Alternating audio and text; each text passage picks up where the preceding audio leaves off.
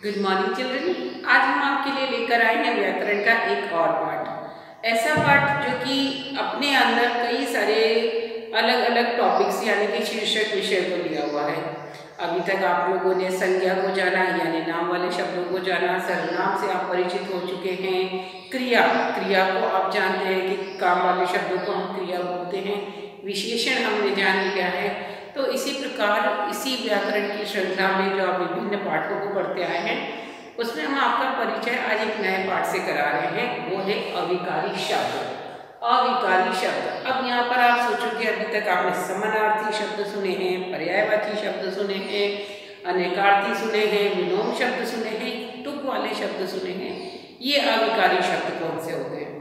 तो अविकारी शब्द ऐसे जैसे कि आप एकवचन बहुवचन पढ़ते हो या स्त्रीलिंग पुल्लिंग पढ़ते हो, ये ऐसे वाले शब्द नहीं होते हैं।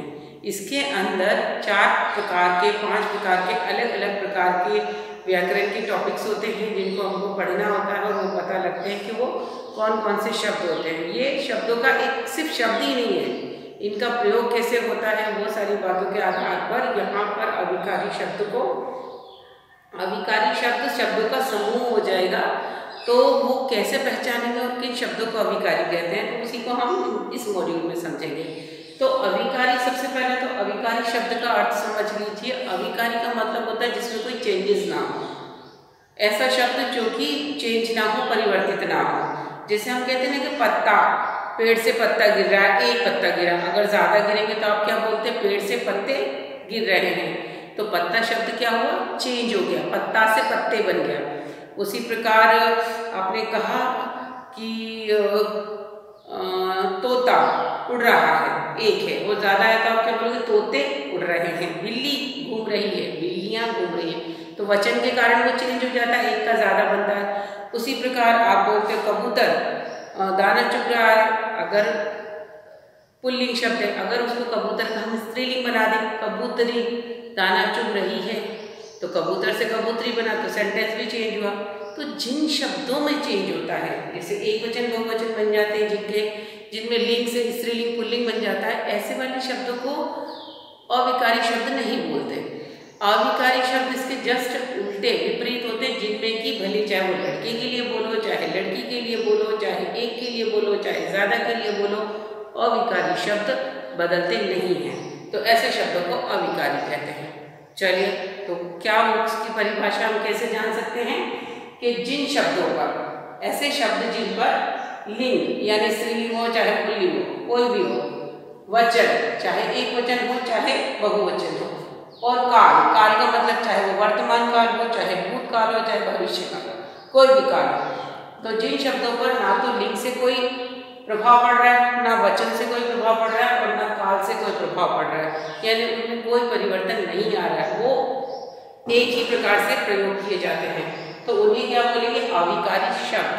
वो न्यूट्रल होते, बिल्कुल उन्हें फर्क नहीं पड़ रहा कि आप उन्हें भूतकाल वाले वाक्य में लगा रहे हो, चाहे वर्तमान में लगा रहे हो, चाहे स्त्रीलिंग के लिए लगा रहे हो, चाहे पुल्लिंग के लिए लगाओ, चाहे एक वचन के लिए लगाओ, चाहे बहुवचन के लिए, उनको कोई फर्क नहीं पड़ता। वो शब्द वैसा के वैसा ही प्रयोग होता है। इस प्रकार के शब्दों को हम अविकारी शब्द कहते हैं। यहाँ उदाहरण देखते हैं, क्योंकि उदाहरणों से आपको वो शब्द समझ आएंगे। पहला वाक्य, कछुआ धीरे धीरे चल रहा है। कछुआ क्या है? पुल्लिंग वाला शब्द है। कछुआ धीरे धीरे चल रहा है। अब एक वचन है, इसको अगर अपन ज्यादा कर दें, कछुए धीरे धीरे चल रहे हैं, तो धीरे धीरे शब्द तो नहीं बदला, है ना? अगर कछुआ की जगह बकरी लिख दी, स्त्रीलिंग, कछुआ पुल्लिंग, अगर हमने बकरी लिख दी, बकरी धीरे धीरे चल रही है, तो धीरे धीरे शब्द में तो कोई परिवर्तन हो ही नहीं रहा है, चाहे वो एक के लिए बोला जाए, चाहे वो ज्यादा के लिए बोला जाए, तो धीरे धीरे शब्द क्या होगा? अविकारी शब्द। उसी प्रकार छत के ऊपर पक्षी बैठा है। अब पक्षी बैठा है कहाँ? छत के ऊपर, तो ऊपर बैठा है।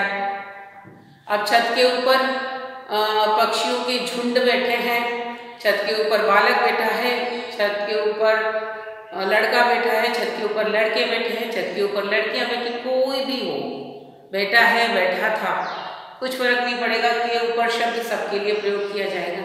तो ये भी अविकारी है, ये भी अविकारी शब्द है। फिर आया रामू और श्यामू भाई भाई हैं। अब यहाँ भाइयों की बात हो रही राम और श्याम। अगर हम लड़कों के नाम हटा के हम लिख दें कि सीता और गीता बहनें हैं, तो और शब्द तो तब भी यही रहेगा। सीता और गीता बहनें थीं, तब भी और शब्द यही रहेगा। तो ये और शब्द क्या कहलाएगा? अविकारी, क्योंकि इसमें कोई चेंजेस नहीं हो रहा है। अरे वाह, ये तो कमाल हो गया।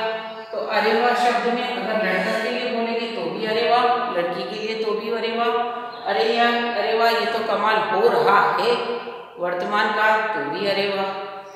तो यहाँ पर धीरे धीरे के ऊपर और अरे वाह ऐसे शब्द हैं जो अविकारी हैं, जो ना तो स्त्रीलिंग पुल्लिंग से चेंज हो रहे हैं, ना वो एक वचन बहुवचन से बदल रहे हैं, और ना ही उनमें काल से कोई परिवर्तन आ रहा है।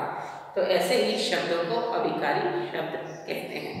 तो आप क्या कीजिए, इस परिभाषा को लिख लीजिए, इन उदाहरणों को लिख लीजिए और इन शब्दों का अध्ययन कीजिए, ताकि आपको समझ में आ जाएगा कि अविकारी शब्द क्या होते हैं, जो भी कभी भी चेंज नहीं होते, चाहे वो किसी के लिए भी प्रयोग क्यों ना किए जाए, किसी भी लिंग के साथ, किसी भी वचन के साथ और किसी भी काल में। बस इतना याद रखना है, तो वो अविकारी है। कीजिए अभ्यास, इसको एक्सरसाइज को नोटबद्ध कर लीजिए। अगली एक्सरसाइज में कुछ और उदाहरणों और अविकारी शब्दों के भेद से हम आपका परिचय कराएंगे। तो तब तक के लिए हमारे साथ बने रहिए और अपनी सेहत का ध्यान जरूर रखिए। Take care.